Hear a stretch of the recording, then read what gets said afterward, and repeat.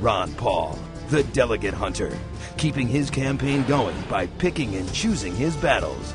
We have the message that America needs at this particular time. The Final Four in Arizona, a state rich in presidential campaign history, a front line in the immigration wars, and the fight to bounce back from recession. We know how to help the American people create jobs. This has been tough for middle-income families in America. Here in the West, they know a thing or two about fights to the finish, and this debate could change the landscape once again. Governor Romney even today suggested raising taxes on the top 1%, adopting the Occupy Wall Street rhetoric. I'm not going to adopt that rhetoric. I'm going to represent 100% of Americans. We're not raising taxes on anybody. Senator, during your term in Congress, the years you've been there, government has doubled in size. You voted to raise the debt ceiling 5 times without compensating cuts in spending. In my view, we should not raise the debt ceiling again until we get compensating cuts in spending. A cut, cap, and balance approach must be taken. Congressman Paul, you've questioned the fiscal conservative credentials of all these gentlemen, but particularly this week, Senator Santorum. You have a new television ad that labels him a fake. Why? Because he's a fake. Unreal, man. Unreal. Congratulations. Unreal. The Weekly Standard just did a review looking at the national taxpayer unions, I think Citizens Against Government Waste, and they measured me up against the other 50 senators who were serving when I did, and they said that I was the most fiscally conservative senator in the Congress in the 12 years that I was there. My ratings with the national taxpayer unions were A's or B's. They were very high from the Citizens Against Government Waste. I got a hero award. I was a leader, as you know. That's always a cop-out when you compare yourself to the other members of Congress. The American people are sick and tired of the members of Congress. They get about 9% rating. When you have government as the central provider of services, you inevitably move towards tyranny because the government has the power of force. The reason we have Obamacare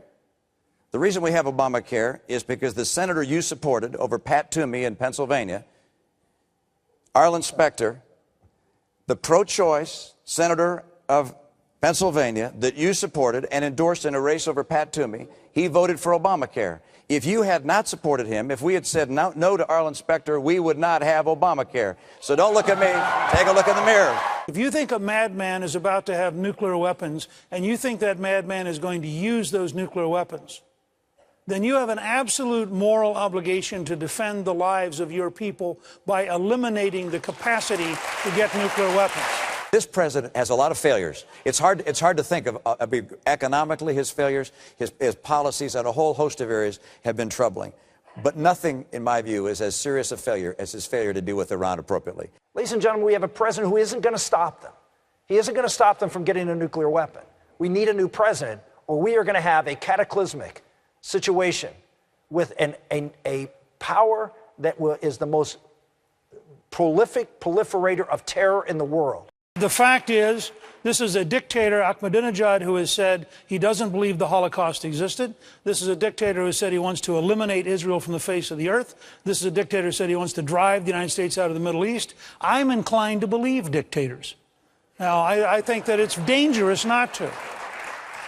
If an Israeli prime minister, haunted by the history of the Holocaust, recognizing that 3 nuclear weapons is a Holocaust in Israel, if an Israeli prime minister calls me and says, I believe in the defense of my country, this goes back to a point that Congressman Paul raised that we probably disagree on.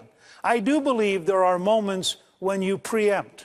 If you think a madman is about to have nuclear weapons and you think that madman is going to use those nuclear weapons, then you have an absolute moral obligation to defend the lives of your people by eliminating the capacity to get nuclear weapons. I agree with Governor Romney's comment. I think they're absolutely right on and well spoken. I would say that if you're looking for a president to be elected in this country that will send that very clear message to Iran as to the seriousness of the American public to stop them from getting a nuclear weapon, there'd be no better candidate than me, because I have been on the trail of Iran and trying to advocate for stopping them getting a nuclear weapon for about 8 years now. I was the author of a bill back in 2008 that talked about sanctions on a nuclear program that our intelligence community said didn't exist, and had the President of the United States, President Bush, oppose me for 2 years, and by the way, so did Joe Biden on the floor of the Senate, and Barack Obama. I always say, if you want to know what foreign policy position to take, find out what Joe Biden's position is and take the opposite opinion. And you'll be right 100% of the time. But they opposed me. He actively opposed me. We did pass that bill eventually at the end of 2006, and it was to fund the pro-democracy movement, $100 million a year. Here's what I said. We need to get these pro-American Iranians who are there, who want freedom, want democracy, and want somebody to help them and support them.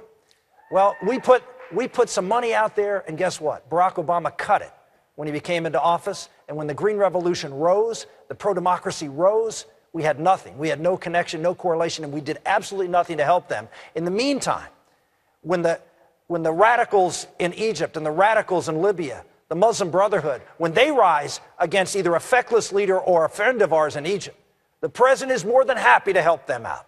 When they're going up against a dangerous theocratic regime that wants to wipe out the state of Israel, that wants to dominate the radical Islamic world and take on the great Satan, the United States, we do nothing. That is a president that must go, and you want a leader who will take them on, I'll do that. Congressman Paul, all three of your rivals here make a passionate case. All three of them make a passionate case that this is a vital U.S. national security interest. But you disagree. I disagree because we don't know if they have a weapon. Matter of fact, there's no evidence that they have it.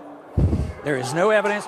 Israel claims they do not have it, and our government doesn't. I don't want them to get a weapon, but I think what we're doing is encouraging them to have a weapon because they feel threatened. If you look at a map of Iran, we have 45 bases around their country plus our submarines. The Iranians can't possibly attack anybody, and we're worrying about the possibility of one nuclear weapon. Now, just think about the Cold War. The Soviets had 30,000 of them, and we talked to them. The Soviets killed 100 million people, and the Chinese, and we worked our way out of it. And if you want to worry about nuclear weapons, worry about the nuclear weapons that were left over from the Soviet Union. They're still floating around. They don't have them all detailed. So we're ready to go to war. I say going to war rapidly like this is risky and it's reckless. Now, if they're so determined to go to war, the only thing I plead with you for, if this is the case, is do it properly. Ask the people and ask the Congress for a declaration of war. This is war, and people are going to die, and you got to get a declaration of war. And just to go and start fighting. But the sanctions are already backfiring, and all that we do is literally doing the opposite. When were attacked, we all came together. When we attack when we put them under attack, they get together, and it neutralizes that. They rally around their leaders. So what we're doing is literally enhancing the power. Think of the sanctions that we dealt with Castro. 50 years, and Castro is still there. It doesn't work. So I would say a different approach. You know, I've tried the moral argument, I've tried the constitutional argument on these issues, and they don't go so well. But there's an economic argument as well. Matter of fact, Al-Qaeda's had a plan to bog us down in the Middle East and bankrupt this country. That's exactly what they're doing. We've spent $4 trillion of debt in the last 10 years being bogged down in the Middle East. The neoconservatives who now want us to be in Syria want us to go to Iran and have another war. And we don't have the money. We're already, today, gasoline hit $6 a gallon in Florida, and we don't have the money. So I don't believe I'm going to get the conversion on the moral and the constitutional arguments in the near future, but I'll tell you what, I'm going to win this argument for economic reasons. Just remember when the Soviets left. They left not because we had to fight them. They left because they bankrupted this country, and we better wake up, because that is what we're doing here. We're destroying our currency, and we have a financial crisis on our hands. You have to ask Congressman Paul and Governor Romney what they've got going together. Their commercials look a lot alike, and so do their attacks. They got something going on? You tell me.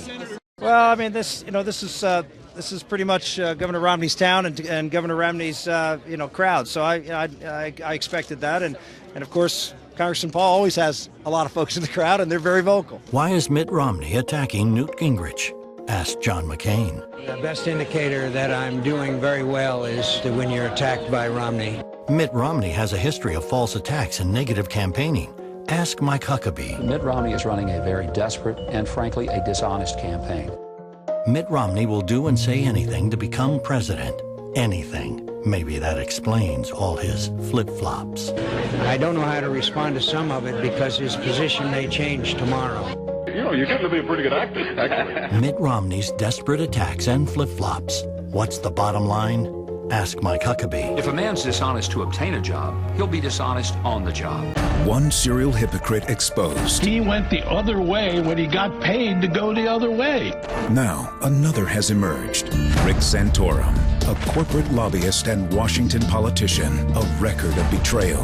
The facts? Santorum promised a balanced budget amendment, then voted 5 times to raise the debt ceiling, even for the bridge to nowhere, adding trillions to the debt. Then he admitted, I'm no longer a deficit hawk. I had to spend the surpluses. Santorum promised to stand with workers, then sided with big money union bosses and opposed the Right to Work Act. Santorum promised to fight the special interests, then took the most lobbyist cash in Washington and was named one of the most corrupt members in Congress. America's challenges are too great. Don't be fooled. Rick Santorum, a record of betrayal, another serial hypocrite who can't be trusted. Massachusetts moderate Mitt Romney. He'll say anything to win. Anything. And just like John Kerry, Laissez les bon temps rouler. he speaks French too. Bonjour, je m'appelle Mitt Romney. But he's still a Massachusetts moderate. And a Massachusetts moderate cannot beat Barack Obama. For tens of thousands of Americans, the suffering began when Mitt Romney came to town. One is a serial hypocrite who lobbied for Freddie Mac before the housing crisis and for the individual mandate before Obamacare. Another, a counterfeit conservative who opposes right to work, massively increased spending, and funded Planned Parenthood. Finally, a flip-flopper who's been on all sides, supported TARP bailouts, and provided the blueprint for Obamacare. 3 men, 1 vision. More big government, more mandates, less freedom.